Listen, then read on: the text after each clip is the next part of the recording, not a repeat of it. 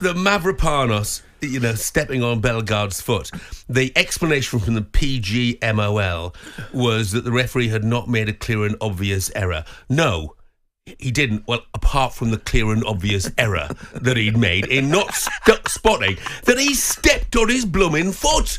It's a penalty. And that's why VAR is so laughable, is that we can all see it. Even West Ham fans can see that it's a penalty. By the way, it doesn't matter that he went down, so theatrically. That doesn't matter. It doesn't prevent it from being a foul, which it was. And the VAR has sat and looked at it.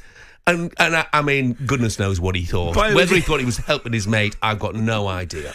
Just for the record, I thought the first one was worse. Yeah, the first one I thought was a pen as well. But I know, and we've said it before on this show. I mean, it really does seem as though Wolves get a tough, it's just that I looked at those two penalty decisions last night. I mean, I think the first one we'll probably talk about less because they scored right after it. Right, and that kind of takes the pressure slightly off, but they certainly were unlucky last night. But the PGMOL again said the offence started outside the area. Well, he was leaning on him outside the area, but it wasn't until he got inside the area that he gave him a wallop in the back. What did the PGMOL say? They said the offence started outside the area, so it wouldn't have been a penalty. But he never gave a free kick. No. But it wouldn't have been a penalty regardless. But the point was that once he got inside the box, he then gives him a shove in the back. Right, but they've actually said the offence started outside the box. Well, and the wording of that, they're probably saying that it continued, in their opinion. If they're saying it started, you would automatically think they're saying it's continued. Anyway, I thought we had 10 minutes of Jared Bowen. Oh man alive. Wasn't he magic? Judging class. Wasn't he magic? Absolutely fantastic, yeah. I thought the goal, on you and I, you saw my reaction to the goal was, superb. Yeah, it was brilliant. Beautiful. He buys the dummy, comes back in, and then it's actually how quickly after he comes back inside to get it back out to his left foot and hits it early. Beautiful goal. Yeah, it was a beautiful goal. And of course, Thomas Souček is always going to be a threat in those sort of dead ball positions. What was that? I was getting so frustrated. How many? You were. How many? Get somebody on the posts at corners. I don't care who you are. If you're defending, zonal marking or man marking, whatever it is, get somebody on your posts. Yeah.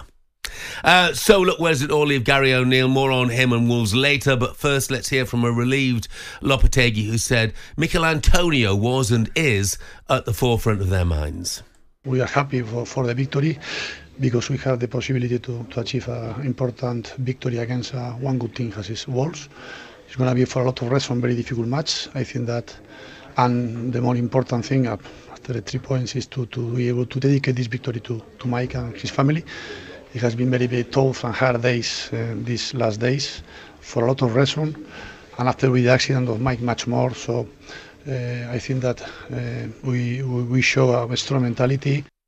I thought the nice thing afterwards, listening to the interview on Sky with Thomas Souček, is that the players had a video call with Mikel Antonio before the game. Oh, I didn't know that. Yeah, so excellent. That is excellent. So that was great. It's good news in all counts, really. He was talking to them, great. And obviously would be, I think, a galvanising factor for West Ham. One thing I would say though, a couple of things about Wolves. That was a great goal, superb finish, Doherty.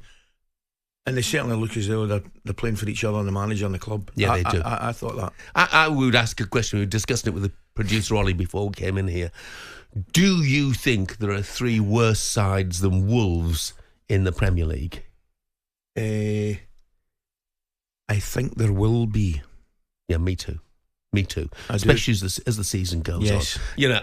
We'll talk about Gary O'Neill a lot during the course of the morning. I hope they stick with him. They've got Ipswich and Leicester in the next 2. They could be out of the relegation places if they win both of those. Who knows? Fans of West Ham and Wolves, we want to know your thoughts this morning. 03717 22 3344.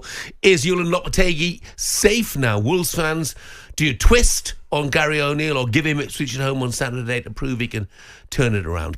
talkSPORT Breakfast, waking you up Monday to Friday morning from 6 a.m.